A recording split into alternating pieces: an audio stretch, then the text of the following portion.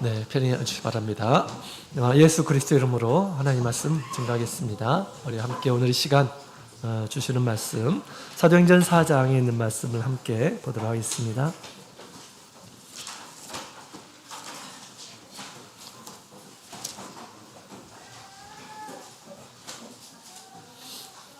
사도행전 4장 23절부터 31절까지 있는 말씀을 함께 같이 보도록 하겠습니다.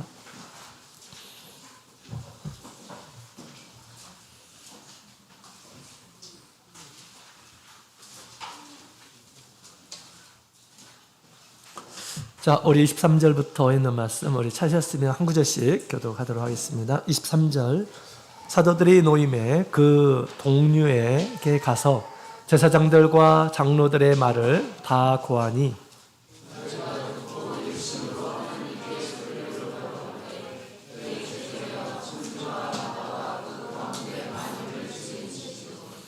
또 주의 종 우리 조상 다윗의 입을 의탁하사 성령으로 말씀하시기를 어찌하여 열방이 분노하며 족속들이 허사를 경영하였는고 세상의 분왕들이 나서며 원원들이 함께 모여 주와 그 그리스도를 대적하도다.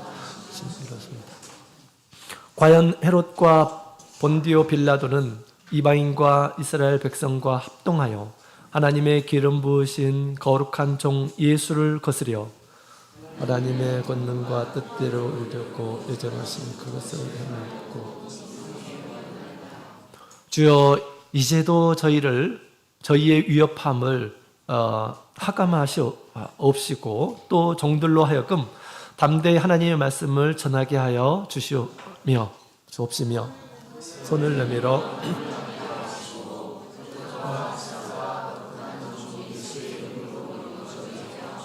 마치겠습니다. 빌기의 다음에 모인 곳이 진동하더니 무리가 다 성령에 충만하여 담대히 하나님의 말씀을 전하니라. 아멘. 할렐루야. 네, 반갑습니다. 거룩한 안식일입니다.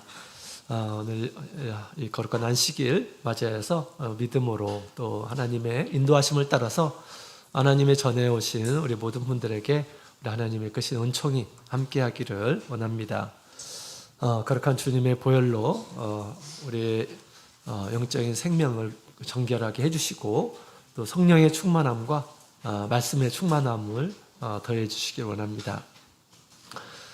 저는 지난주에 우리 삼계교회 영은회에 다녀왔습니다. 삼계교회 우리 시골 교회죠. 농촌교회인데 삼계교회에서 가장 젊으신 분이 누구일까요? 몇 살 정도 될까요? 삼계교회 제일 젊은 사람이 저였습니다. 제가 제일 청년이었어요.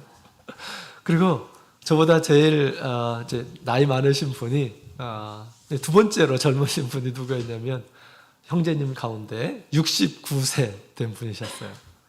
69세가 거기서 제일 젊으신 분이에요. 그래서 이 69세 되신 우리 형제님은 정말 청년들처럼 왕성하게 이렇게 우리 하나님의 일을 이렇게 봉사하는 그런 모습을 보게 되었습니다. 또 아침마다 쓱쓱쓱 하는 이런 소리에 이렇게 제가 깼는데요. 쓱쓱쓱이 무슨 소리일까요? 마당 쓰는 소리였습니다. 마당을 누가 쓸었을까요? 80세 가까우신 분들이 오셔가지고 이렇게 마당을 쓰는 그런 모습을 보게 되었습니다. 80세도 청년들이에요. 청년들처럼 이렇게 일하고 하나님의 집에서 봉사하는 그런 모습들, 또 주방에서 일하시는 이런 모습들을 보게 되었습니다. 비록 나이는 이렇게 많지만 하나님의 집에서 정말 어린아이와 같은 순수한 믿음으로 또 청년들과 같은 그런 팔팔한 모습으로 하나님께 이렇게 봉사하는 그런 모습이 너무너무 인상적이었습니다. 그래서 우리도 나이와 상관없이 주님이 오실 때까지 하나님의 집에서 이러한 순수한 믿음과 또 우리 하나님을 향한 이런 봉사의 손길이 끊이지 않았으면 좋겠다는 생각이 듭니다. 이런 가운데 예수님 오셔서 충성된 종이다 라고 그렇게 주님께서 말씀해 주시겠죠? 네, 그렇습니다. 우리 농촌에 계신 우리 성도님들도 정말 우리 믿음 잃지 않고 주님 앞에 그러한 좋은 모습으로 이렇게 주님 앞에 나갈 수 있도록 위해서 기도해 주셨으면 좋겠습니다. 여러분, 우리 사람이 살아가는데 참 용기라고 하는 것이 필요합니다. 결혼할 때가 되면 이제 좋은 사람 앞에서 고백할 수 있는 그런 용기가 있어야지 우리가 또 맺어지게 되는 것이죠. 또 싸우기 전에 용기가 없으면 이것은 그냥 지는 싸움이에요. 전쟁에서 용기가 없으면 사이가 없으면 정말 이길 수가 없죠. 그리고 아무리 좋은 계획을 세웠어도 실천하는 용기를 우리가 갖지 못한다고 한다면 어떤 결과도 이룰 수 없으리라 그렇게 생각이 됩니다. 여러분, 우리 복음을 전파하는 일에도 마찬가지예요. 복음 전파의 사명을 위해서도 용기가 필요합니다. 용기가 없으면 전하지를 못하겠죠. 구원의 진리를 우리가 가지고 있어도 그것이 전파되지 못하게 될 것입니다. 그러면 믿는 사람도 없게 될 것입니다. 복음 전파의 사명은 용기가 필요한 것입니다. 그렇다면 참된 용기는 도대체 어디에서 오는 걸까요? 오늘 말씀을 보게 되면 우리 사도들이 또 우리 초대교회 성도들이 용기를 가지고 하나님의 말씀을 전파하는 이런 모습을 보게 됩니다. 지금 어떤 상황입니까? 지금 사도들이 지금 공에 붙잡혀 가가지고 두들겨 맞고 그 다음에 가만두지 않겠다. 다시는 이 도를 전하면 가만두지 않겠다라고 했음에도 불구하고 그들이 담대히 하나님의 말씀을 전파하는 이런 모습을 보게 됩니다. 이런 용기는 도대체 어디에서 오는 것일까요? 오늘 말씀을 통해서 함께 진지한 용기를 회복하시고 복음 전파의 사명을 다하시는 여러분이 되었으면 좋겠습니다. 자, 오늘 본문의 내용을 보게 되면 23절부터 24절까지 있는 말씀을 먼저 함께 다시 한번 읽어볼까요? 시작. 사도들이 노임에 그 동류에게 가서 제사장들과 장로들의 말을 다 고하니 저희가 듣고 일심으로 하나님께 소리를 높여 가로되 대주제여 천지와 그 가운데 만유를 지으시니요. 아멘. 자, 우리 지금 베드로와 요한이 지금 붙잡혀 가가지고 다시 이렇게 놓여지게 되었죠. 아무런 벌할 도리가 없었습니다. 분명히 지금 고침받은 이런 사람이 분명히 있고 또 그들의 어떤 이 도가 거짓이다라고 그렇게 증거할 수 있는 것들도 없었습니다.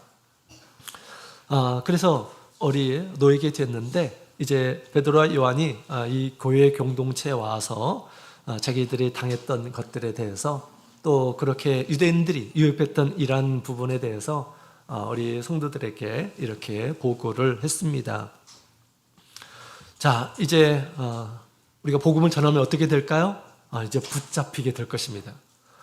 그리고 이제 더 큰 시련이 닥칠지도 모르는 아주 임박한 그런 핍박을 우리가 다들 생각하고 그 다음에 우리가 어떻게 해야 될지 아마 서로 의논을 했으리라 그렇게 생각이 됩니다. 이런 상황에서 우리가 어떻게 해야 되지? 주님께 받은 사명이 있고 우리가 해야 할 일들이 있는데 그 일들을 하지 마라 하면 가만두지 않겠다라고 그렇게 엄포를 놓은 그런 상태였는데 어떻게 해야 되지? 라고 그렇게 서로 아마 이야기를 했을 것입니다. 의논의 결과 뭐였을까요? 의논의 결과 성도들이 기도했습니다. 의논의 결과는 뭐였을까요? 성도들이 그러면 우리가 같이 기도하자. 그런 이야기를 듣고 나서 함께 기도하자라고 그렇게 얘기를 했다라고 하는 것입니다. 그러니까 이제 그 뒤에 기도가 있잖아요, 그죠? 성도들이 함께 모여서 기도하는 그런 모습을 보게 됩니다. 의논의 끝에 기도하자라고 그렇게 결론을 내렸다라고 하는 것입니다. 그래서 그들이 이제 열심히 기도를 합니다. 또 일심으로 소리를 높여서 기도하였다라고 그렇게 이야기를 하고 있습니다. 우리 일심으로 한 마음이 되었다라고 하는 것이죠. 그래서 한마음이라는 이라고 하는 것은 일치된 마음이에요. 일치된 생각, 의지, 감정 이런 것들을 하나가 되게 해서 함께 하나님 앞에 기도를 하였다라고 그렇게 얘기합니다. 기도하는데 또한 우리 소리를 높여서 기도하였다라고 이야기를 하고 있습니다. 가만히 묵상하며 조용히 이렇게 기도하는 것이 아니라 정말 지금 중요한 그런 상황이에요. 그래서 소리를 높여서 기도하였다. 그들이 얼마나 간절하게 기도를 하였는지를 우리에게 지금 보여주고 있습니다. 간절할 때는 소리가 높지 않을 수가 없습니다. 간절하니까, 그죠? 하나님, 저를 좀 구해 주세요. 막 큰 소리로 얘기하잖아요, 그죠? 지금 초대교회 성도들이 그와 같이 하나가 되어서 기도를 하였다라는 것입니다. 그때 땅이 진동하는 그런 일들이 벌어지게 되었다라고 그렇게 이야기를 하고 있습니다. 지금 우리 예수님 믿지 않는 이런 사람들이 핍박을 가면서 그 일들을 하지 못하도록 했습니다. 그러나 믿음의 사람들은 그 요인이 오히려 일치 단결을 하도록 하게 하였다라고 하는 것을 우리에게 이야기를 해주고 있습니다. 믿음으로 우리가 상황들을 바라보게 되면 우리의 마음이 더 단결이 되고 하나님 앞에 더 가까이 나가게 되는 그런 결과를 만나게 되었다라고 하는 것입니다. 믿음이 없으면 어떻게 될까요? 다 와야 되겠죠. 와야 될 것입니다. 그러나 믿음 앞에서 어떤 고난도 우리가 더 일치된 마음으로 하나님께 나갈 수 있다라고 하는 것을 우리에게 보여주고 있습니다. 이때 이제 땅이 진동하면서 우리 그들 기도하는 모든 이러한 사람들이 큰 은혜를 얻게 되는 것을 보게 됩니다. 또 큰 용기를 가져서 하나님의 말씀을 증거하는 그런 모습을 보게 됩니다. 우리도 기도에 힘쓰는 저희가 되었으면 좋겠습니다. 특히 우리가 복음 전파의 사명, 한 사람의 영혼을 구원하는 일들에 대해서는 우리가 그것을 멈춰서는 안 되는 것입니다. 어려움이 있으면 있을수록 더 우리 하나님 앞에 나가는 이러한 사람들이 되어야 하겠습니다. 지금 원수들이 지금 이 전도하는 일을 그치도록 그렇게 했습니다. 자기와 또 아무런 상관이 없고 또 자기를 핍박하는 이러한 사람들이 그렇게 얘기를 했습니다. 그럼에도 불구하고 그들이 이렇게 기도를 하죠. 하물며 우리가 사랑하는 이러한 사람들, 복음을 마땅히 전해야 할 이러한 사람들, 이런 사람들 앞에서 우리가 어떻게 해야 될까요? 그들은 사실 우리 원수가 아닙니다. 그죠? 우리가 사랑하는 이러한 사람들입니다. 더욱 우리가 하나님 앞에 구해서 하나님께서 인도해 주시고 또 하나님께서 우리에게 이런 용기를 주시고 또 고난도 두려워하지 않는 그런 마음들을 하나님께서 주시고 또 지혜를 주셔서 이를 행할 수 있도록 도와주십시오. 우리의 자녀들, 사랑하는 자녀들, 또 우리 이웃 친척 이런 사람들은 우리가 결코 우리가 포기해서는 안 되겠습니다. 우리가 때로는 복음을 전할 때 정말 귀막고 다시는 그런 얘기 하지 말라라고 하면 굉장히 속이 상하는 그런 경우들이 있습니다. 그러죠? 그럴 때 어떻게 해야겠습니까? 당신 하고 싶은 대로 하라. 그냥 놔두면 됩니까? 그렇지 않죠. 사도들은 또 우리 초대교회 성도들은 죽음의 위협 가운데서도 기도했고 또 그 가운데서도 하나님의 말씀을 전하였다라고 그렇게 이야기를 하고 있습니다. 자, 우리도 우리 하나님께서 우리에게 은혜를 주시고 우리의 마음을 강하게 하시면 얼마든지 이러한 방해와 도전을 극복할 수 있음을 얘기해 주고 있습니다. 그들은 하나님의 마음을 울리는 그런 기도를 했던 것이죠. 자, 그렇다면 우리도 그와 같은 그런 기도를 본받아서 우리 여러 가지 어떤 다양한 상황 속에서 복음 전파를 방해하는 그런 요소들을 우리가 뛰어넘어야겠습니다. 주님의 은혜로 말미암아서 우리가 뛰어넘어야 되겠습니다. 극복해 나가야 되겠죠. 사도들은 도대체 어떻게 기도했길래 그러면 하나님의 이런 응답을 받게 된 것일까요? 자, 우리 세 가지로 사도들의 초대교회 성도들의 기도의 내용을 같이 생각해 보도록 하겠습니다. 첫 번째로는 우리 24절에 보면 우리 하나님을 향한 찬양의 기도를 드리는 그런 모습을 보게 됩니다. 자, 우리 그들이 기도할 때 하나님께 소리를 높여 가로되 대주제요 천지와 바다와 그 가운데 만유를 지으신 이시요 라고 그렇게 우리 하나님을 부르고 있습니다. 또 그것은 하나님을 향한 찬양이고 고백의 내용입니다. 여기 대주제여라고 그렇게 얘기하는데 이 대주제 하나님에 대한 칭호인데요. 특별히 이 완전한 권한을 가지신 주인, 절대적인 통치자라고 하는 그러한 뜻입니다. 보통 우리가 주라고 이렇게 표현하죠. 주인, 주자를 써서 주라고 그렇게 표현하는데 그보다 더 강한 어떤 권위, 권세를 표현할 때 대주제여라고 하는 그런 말을 이렇게 썼다고 합니다. 다른 어떤 권세를 가진 자보다 더 크신 하나님을 드러낼 때, 비교했던 대상이 있을 때 지금 이런 표현을 이렇게 쓰게 된 거죠. 세상에 권세를 잡은 이러한 사람들, 권위 있는 이러한 사람들, 이런 사람들보다 더 완전한 그러한 권위를 가지신 분이시다라고 그렇게 우리 하나님을 호칭했다라는 것입니다. 얼마나 큰 권위일까요? 얼마나 큰 권세일까요? 이제 뒤에 우리 하나님께서는 천지, 하늘과 땅과 바다와 만유, 세상에 있는 모든 것을 지으신 분이십니다. 라고 그렇게 이제 고백을 하고 있는 그런 모습을 보게 됩니다. 그래서 먼저 우리 그들이 하나님께 기도할 때 하나님이 어떤 분이신지를 분명히 알고 우리 하나님 앞에 찬양하며 고백하는 그런 말로 시작을 했다라고 하는 것입니다. 우리가 위급할 때, 또 어떤 고난이 닥칠 때, 또 큰 어려움이 있을 때 더욱 이와 같은 그런 자세를 가지고 기도해야 되겠습니다. 어려움만 막 나열할 것이 아니라 내가 믿고 있는 하나님이 어떤 분이신지 정확하게 보고 우리 하나님 앞에 그런 믿음의 고백을 하며 하나님 앞에 나갈 줄 아는 이런 사람들이 되어야 한다라고 하는 것입니다. 우리 이사야서 37장에 있는 말씀을 보게 되면 우리 히스기야도 같은 비슷한 이러한 기도의 내용을 가지고 하나님 앞에 기도하는 그런 모습을 보게 됩니다. 히스기야가 성전에서 하나님 앞에 이제 기도를 하는데 비슷한 내용이 있어요. 당시 어떤 상황입니까? 사네립이 침입을 했어요. 사네립. 그래서 바벨론 왕이 이렇게 지금 침입을 한 것입니다. 너희들이 이제 끝났어. 다 이제 포위가 된 그런 상태예요. 예루살렘. 너희들이 이제 끝났어. 이제 항복해. 편지를 써가지고 이렇게 보낸 그런 상황입니다. 그때 이제 그 글을 보면서 하나님 앞에 그 글을 펴놓고 기도하기 시작하죠. 그때 우리 하나님 앞에 이런 기도를 합니다. 하나님을 향해서 이렇게 얘기를 해요. 그룹 사이에 계신 하나님, 이렇게 얘기를 합니다. 그룹이 뭡니까? 천사의 다른 표현이에요. 천사의 어떤 종류를 얘기하고 있는 것입니다.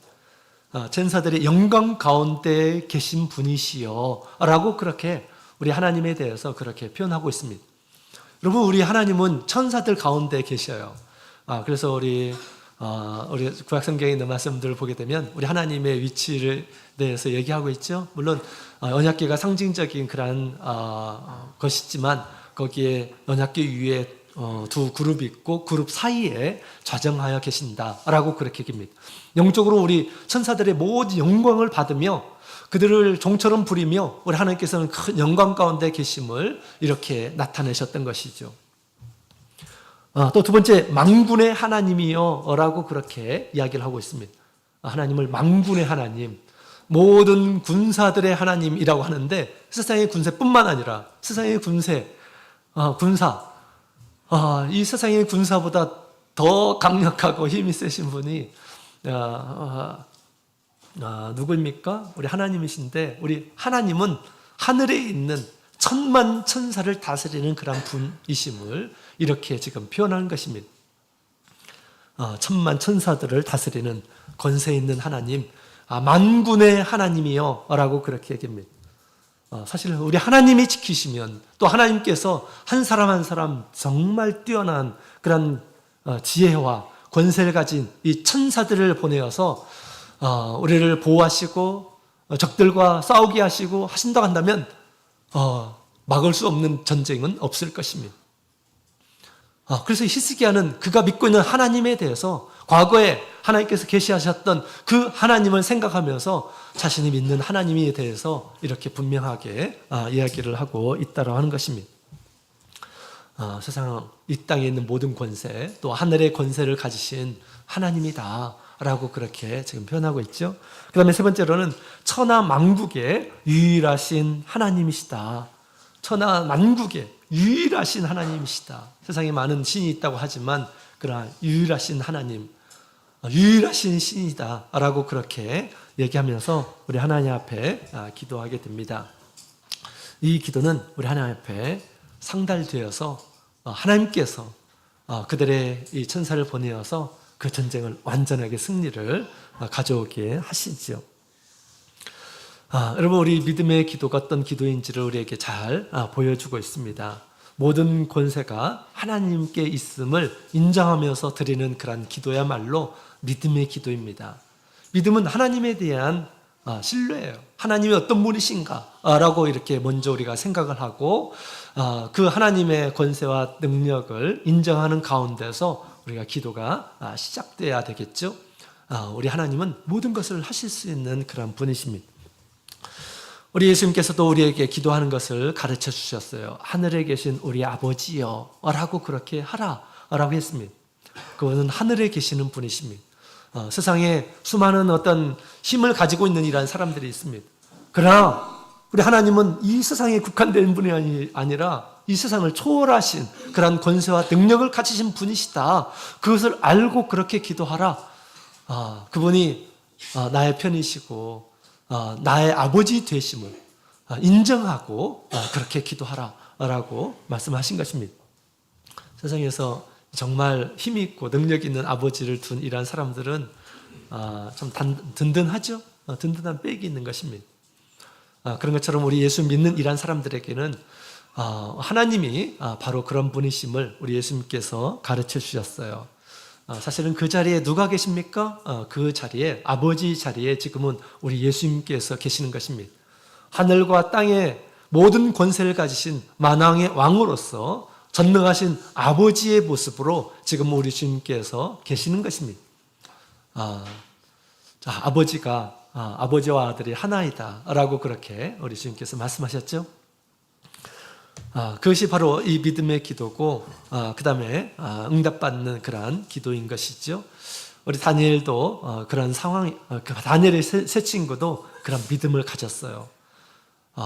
우리 우상에게 절하지 않으면 풀무불에 던져라 라고 하는 그러한 이 명령을 받고 나서 그런 가운데서도 그들이 우리 하나님을 배반할 수 없었습니다. 우상에게 절할 수 없었습니다. 그래서 왕에게 끌려왔죠. 지금이라도 한번 기회를 줄 테니까 지금이라도 악기 소리가 들리면 우상에게 경배하라 라고 그렇게 얘기했습니다.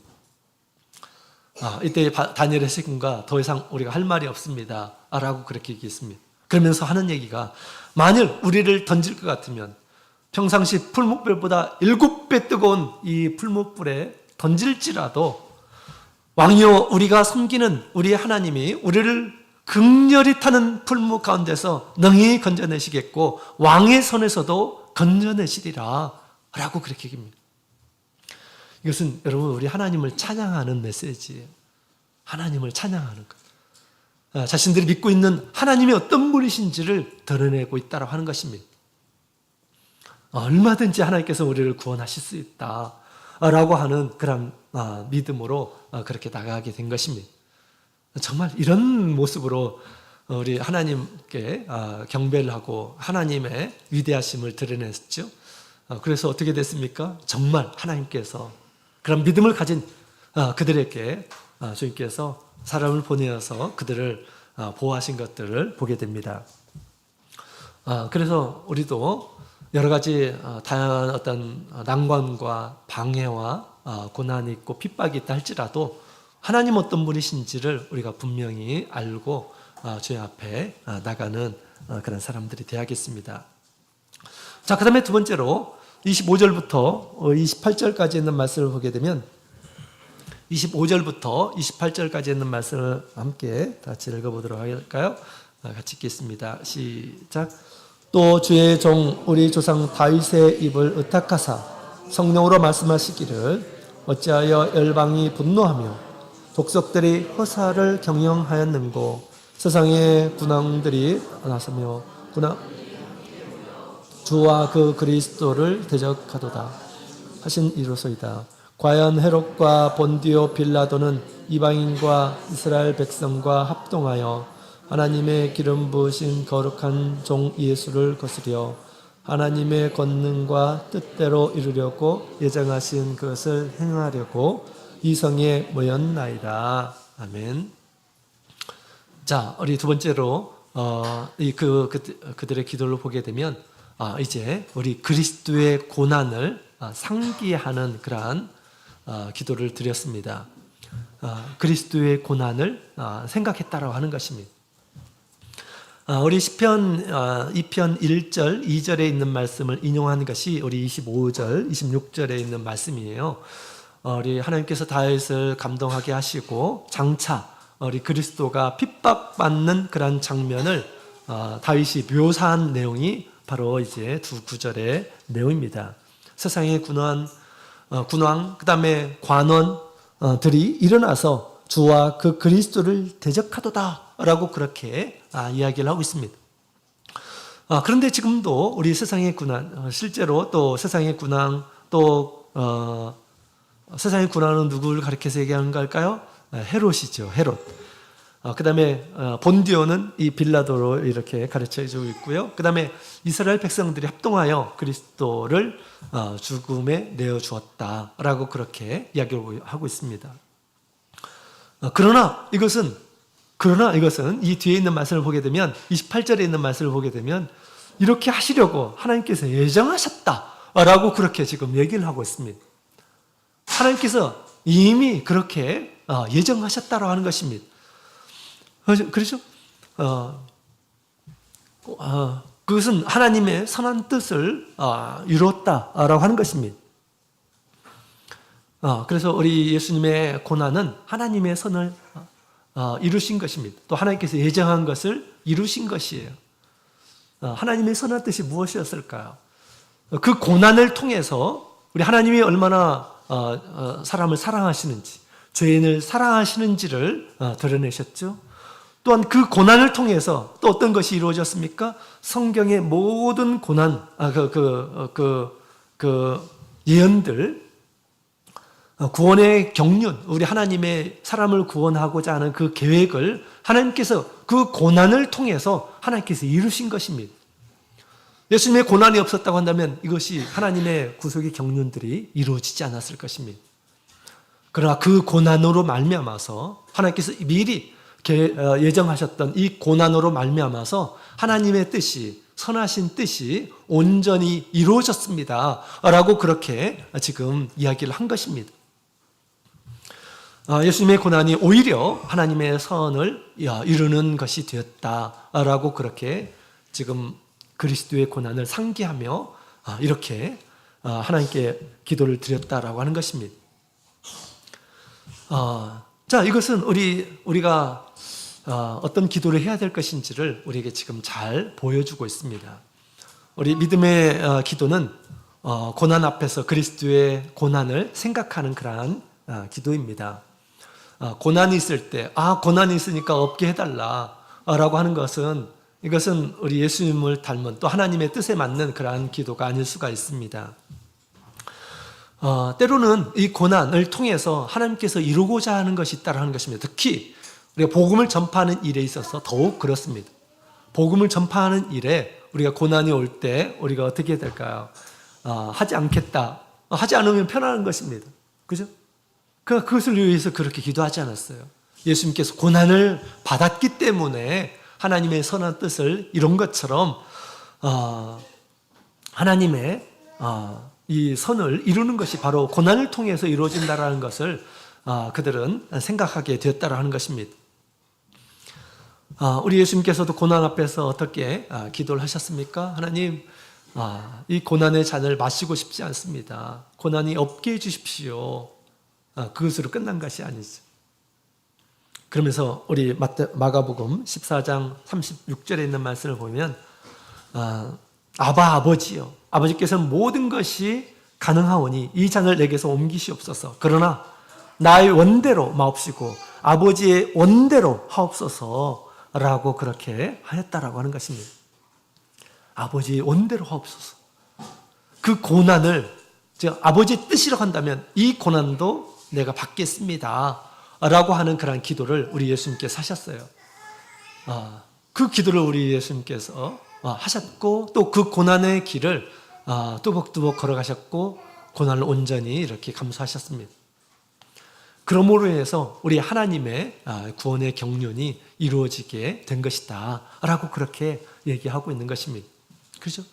그 고난의 잔을 예수님께서 마시지 않았다면 우리가 이런 구원의 은혜를 참여할 수 없을 것입니다.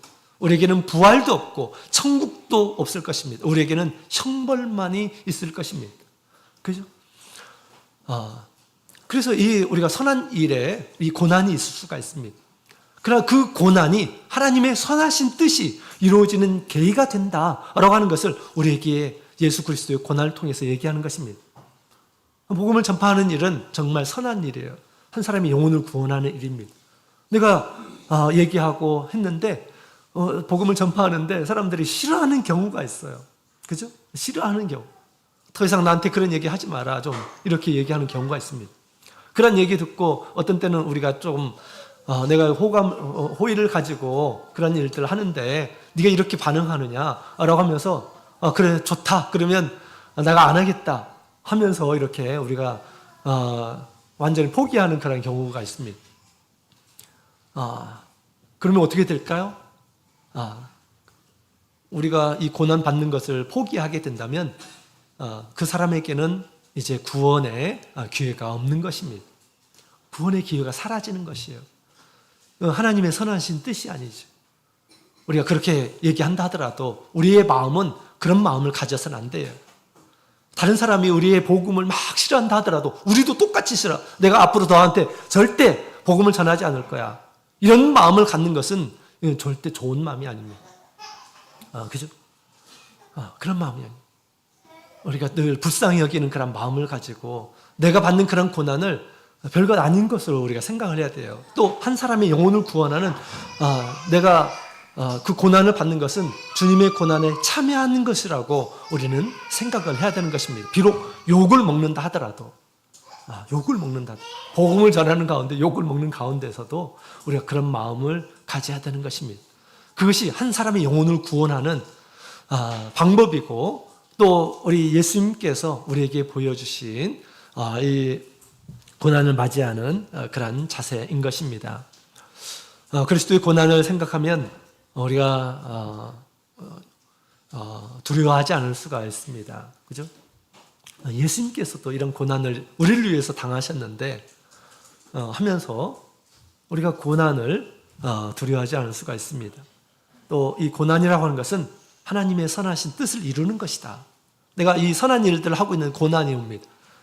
하나님 보시기에 이것은 선한 일이다. 하나님께 기뻐하실 만한 한 일이다 라고 한다면 이 고난을 우리가 두려워할 필요가 없습니다. 왜냐하면 이 고난을 통해서 하나님의 선을 이루는 것을 알기 때문에 그런 것입니다. 우리가 무엇을 두려워해야 될까요? 우리가 무엇을 두려워해야 될까요? 하나님의 뜻을 이루지 않는 것, 하나님의 뜻을 이루지 못하는 것, 이런 것들을 우리가 오히려 사실은 두려워해야 합니다. 하나님의 선한 뜻을 위해서 주님께서 우리를 구원해 주시고 세상에 보내셨습니다. 하나님의 뜻을 이루고 고난 때문에 나 이제 이런 일들 못하겠다 라고 한다면 하나님의 선한 뜻을 이루지 못하는 것이죠. 그러죠? 하나님의 선한 뜻을 이루지 못하는 것을 오히려 우리는 두려워해야 됩니다. 고난을 결코 우리가 두려워할 필요가 없습니다. 우리는 핍박 가운데서 죽어도 사실은 축복이에요. 그죠? 우리 열심히 복음을 전하다가 이런 상황이 이렇게 벌어지게 되고 그 다음에 죽으면 어떻게 됩니까? 영광된 죽음이에요. 예수님께서 그런 죽음을 이렇게 택하셨던 것처럼 우리가 죽어도 선한 일을 하다가 죽어도 우리는 하나님의 품에 안기어서 영원한 천국에 들어갈 테니까 이건 두려운 것이 아닙니다. 고난이 결코 두려운 것이 아닙니다. 두려운 것은 무엇일까요? 선한 이 고난을 피하고 편하게만 살려고 하는 그런 태도인 것입니다. 하나님의 뜻을 이루어가지 못하는 그런 태도인 것입니다. 그래서 우리 사도들은 이와 같이 그리스도의 고난을 상기하며 자신들이 받는 그런 고난을 생각했다라는 것입니다. 이것은 하나님의 선하신 뜻을 이루기 위한 하나님께서 미리 예정하신 것이구나 라고 그렇게 생각을 했다라는 것입니다. 결코 고난을 두려워하지 않았다라고 하는 것이죠. 자, 그 다음에 29절부터 30절까지 있는 말씀을 보게 되면 우리 하나님 앞에 이제 도우심과 능력을 구하는 장면이 나옵니다. 29절부터 우리 30절 같이 읽어보겠습니다. 시작. 주여 이제라도 저희의 위협함을 하감하옵시고 또 종들로 하여금 담대히 하나님의 말씀을 전하게 손을 내밀어 병을 낫게 하옵시고 표적과 기사가 거룩한 종 예수의 이름으로 이루어지게 하옵소서 하더라. 아멘. 자, 그 위협 가운데서도 담대히 하나님의 말씀을 전하게 해달라고, 도와달라고, 우리가 마땅히 해야 할 일들을 할 수 있도록 해달라고 이렇게 하나님 앞에 간청을 하고 있는 모습을 보게 됩니다. 주님께서는 우리에게 세례를 주시고 거듭나게 하시고 또 성령을 주시고 하신 것은 이 세상에서 주님의 증인이 되도록 주님께서 이런 은혜를 우리에게 베풀어 주셨습니다. 그 일을 하지 못하게 하는 이런 사람들 앞에서도 그 일을 할 수 있도록 해달라고 이렇게 기도하는 그런 모습을 보게 됩니다. 이것은 우리 하나님 앞에 정말 합당한 그런 기도예요. 하나님께서 원하시는 일에 내가 그 일을 할 수 있도록 해달라라고 그렇게 지금 기도하는 것입니다. 고난 앞에서 이 위협 가운데서도 그 일을 할 수 있도록 해달라라고 하는 그런 기도, 얼마나 선한 기도입니까? 그죠? 모든 이런 사람들이 다 이렇게 기도하는 것은 아니죠. 바벨론에서 이제 그들이 이스라엘 백성들이 돌아와서 우리 스룹바벨 시대에 성전을 건축하고 있는 가운데 있었습니다. 이때 외부에서 이제 방해 공작이 시작되었어요. 그러니 지금 이스라엘 백성들은 어떤 군사적으로 갖추지도 않고 대항할 만한 힘도 없고 그랬습니다. 또 많은 이란 사람들이 지금은 성전을 건축하는 때가 아니다 라고 생각했습니다. 그래가지고 그런 위협 가운데서 포기해버렸어요. 마땅히 해야 할 일들을 포기해버립니다. 성전을 건축하는 것은 얼마나 중요한 일입니까? 우리 고레스를 통해 가지고 지금 이제 예루살렘으로 돌아가게 되면 성전을 건축하라, 하나님께서 명령하신 것이다 라고 그렇게 말씀하셨어요. 하나님의 명령은 듣지 않고 하나님의 명령은 포기해버리고 자기 일에만 바쁜 이스라엘 백성들의 모습을 보게 됩니다. 하나님의 선하신 일에는 그냥 힘드니까 포기해버리는 그런 모습을 보게 됩니다. 하나님의 뜻을 이루지 못하는 것이, 그들이 예루살렘에 또 유다에 와서 살지만 잘 살았을까요? 결코 그렇지를 못했습니다. 학계를 통해서 하나님께서 그들의 행위를 책망하셨어요. 너희 소유를 봐라. 너희들이 잘 되고 있는 것이 뭐가 있느냐라고 그렇게 얘기하고 있습니다.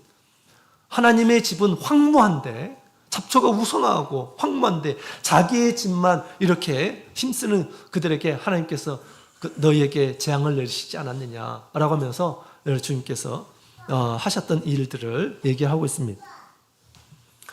선한 일을, 하나님께서 우리에게 원하시는 선한 일을 포기하게 되면 우리 하나님께서 기뻐하시지 않겠죠.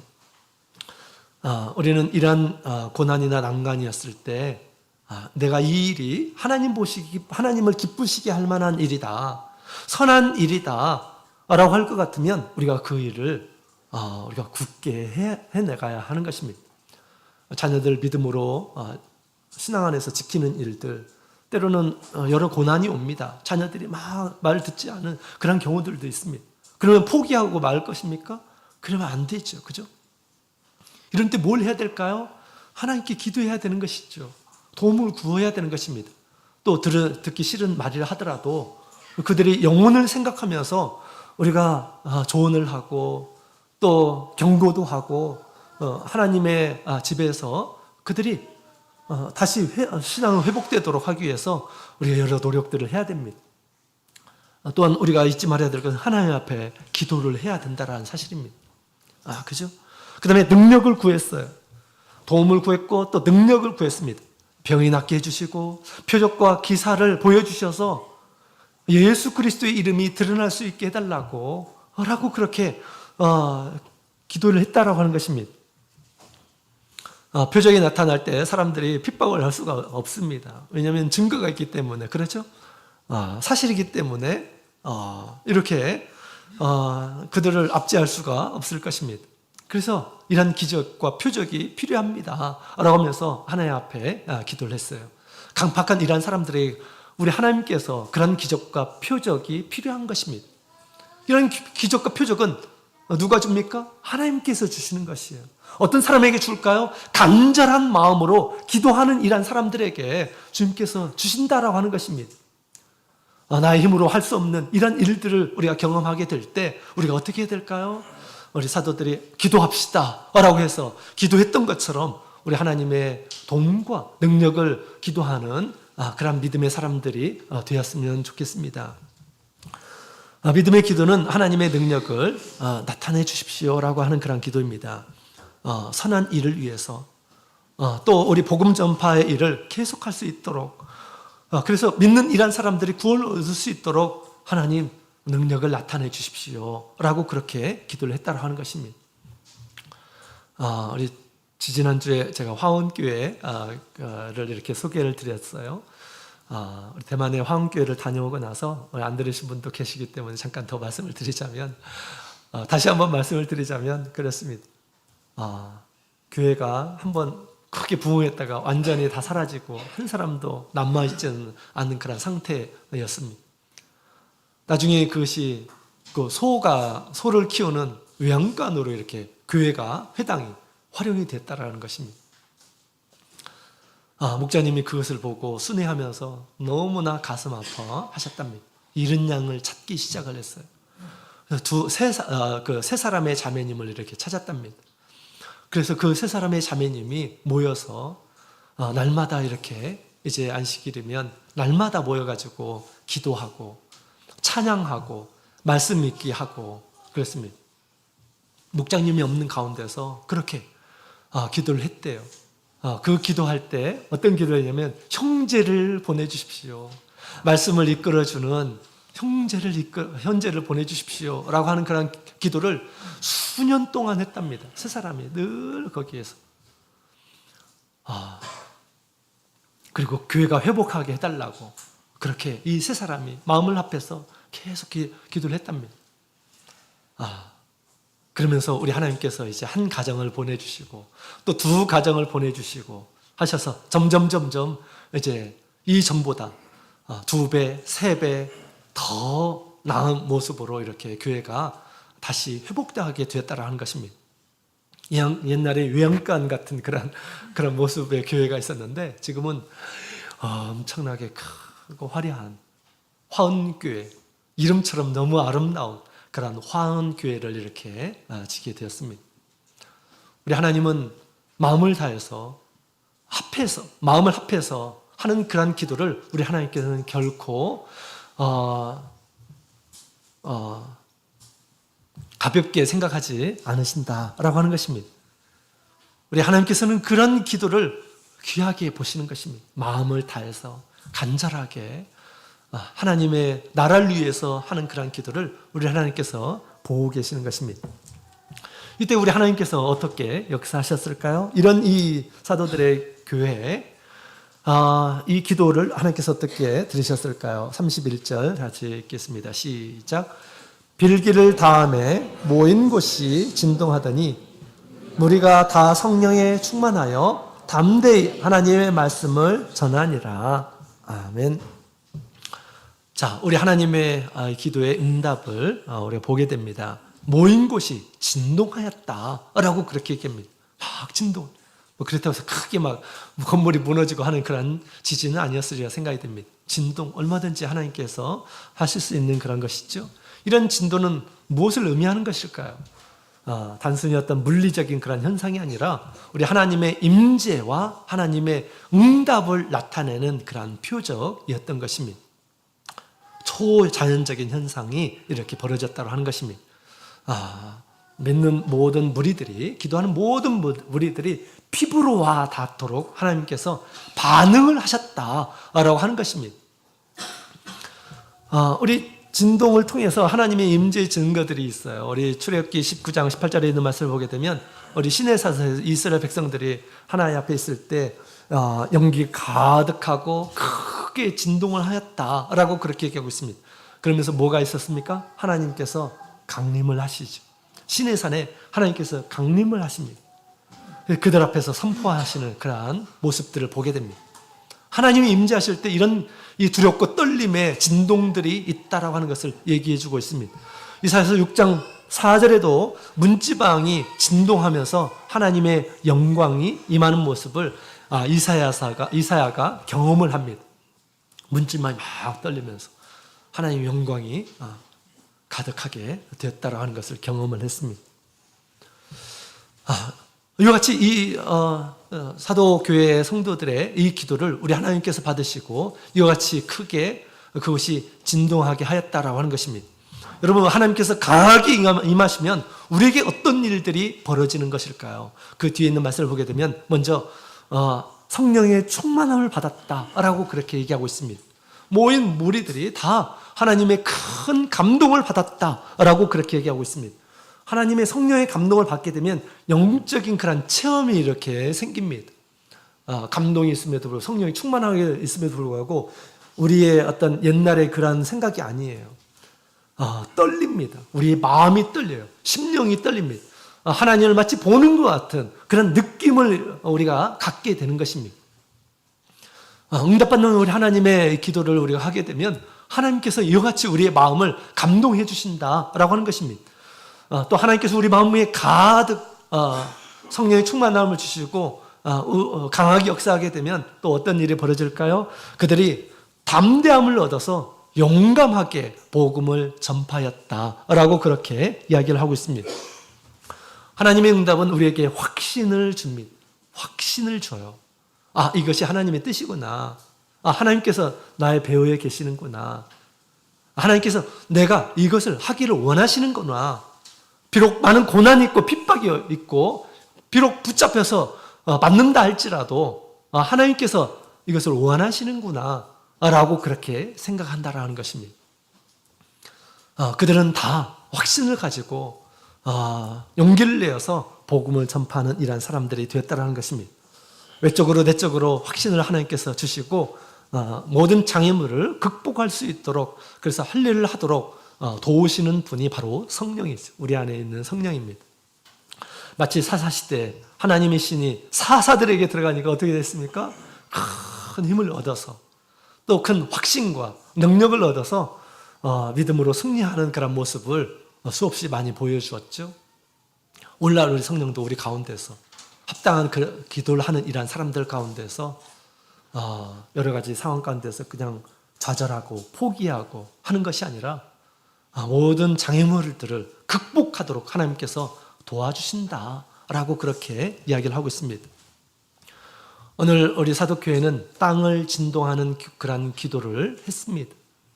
하나님의 뜻을 이루어가는 그런 모습을 보게 됩니다. 오늘 늦은 비로 세우신 이 우리 참교회는 어떤 기도를 해야 할까요? 또 어떤 기도를 우리가 하고 있습니까? 우리가 복음을 열심히 전파한다고 하지만 아무것도 벌어지지 않는 것처럼 이렇게 보여지기도 하고, 또 그래서 많은 이런 사람들이 실망하고, 그렇게 해도 될까? 이렇게 한다고 해서 될까? 이런 생각도 가질 것입니다. 굳이 또 그렇게 해야 되나? 이런 생각도 가질 수도 있을 것입니다. 그럴 것이 아니라 이 사도들이 어떻게 했습니까? 더 기도하자라고 그렇게 얘기하지 않습니까? 그죠? 이런 가운데서 우리가 더 마음을 합해서 기도했으면 좋겠습니다. 특히 우리 복음 전파를 위해서 우리 일요일 날 우리 오전에 30분씩 기도하는 그런 시간을 우리가 갖고 있습니다. 우리가 복음을 전파하고 싶은 이러한 사람들 그 시간에 충분히 기도하고 30분이 아니라 1시간, 2시간도 얼마든지 기도할 수가 있습니다. 오셔서 그렇게 참여하시고 평일날은 그렇게 시간 내기가 힘드시죠? 일요일날은 마음만 있으면 얼마든지 낼 수가 있습니다. 그 일들을 정작 우리가 해야 할 일들, 주님께서 부탁하신 일에 우리가 더 힘을 내어서 주님 앞에 기도한다면 주님께서 우리의 마음을 움직여 주실 것입니다. 우리의 마음을 감동하게 해주실 것입니다. 우리가 마땅히 해야 될 것들을 하도록 하게 하시고 우리의 하는 모든 일들 가운데서 주님께서 기뻐하시면 우리의 심령이 참으로 기쁠 것입니다. 하나님의 뜻을 이루는 그 기쁨이 얼마나 큰지 모릅니다. 그런 기쁨을 소유했으면 좋겠습니다. 우리가 이 세상에서 살기 위해서 하는 그런 일들이 아니라 하나님을 위해서, 하나님께서 원하시는 일들을 위해서 더 힘을 내고 우리가 일을 하게 될 때 주님께서 이런 충만한 기쁨을 우리에게 주시리라 그렇게 믿습니다. 어려움이 닥칠 때, 낙심되고 답답할 때, 이때는 우리가 기도해야 할 때입니다. 우리 하나님께서 우리에게 감동해 주시면 어떤 상황과 처지에 굴복하지 않고 그것을 하나님의 뜻을 이룰 수가 있음을 오늘 말씀을 통해서 얘기해 주고 있습니다. 더욱 우리가 기도에 힘쓰고 더욱 하나님께서 주시는 확신 가운데서 우리가 마땅히 해야 할 일들을 하시며 주님 앞에 충성된 종이다라고 하는 그런 말씀, 주님께서 그렇게 여기시는 우리 모든 성도들이 되었으면 좋겠습니다. 할 수 없다는 그런 핑계를 대기보다 기도하지 않은 것에 이유를 찾으시는 우리 모든 성도님들이 되었으면 좋겠습니다. 다 같이 묵도하시겠습니다.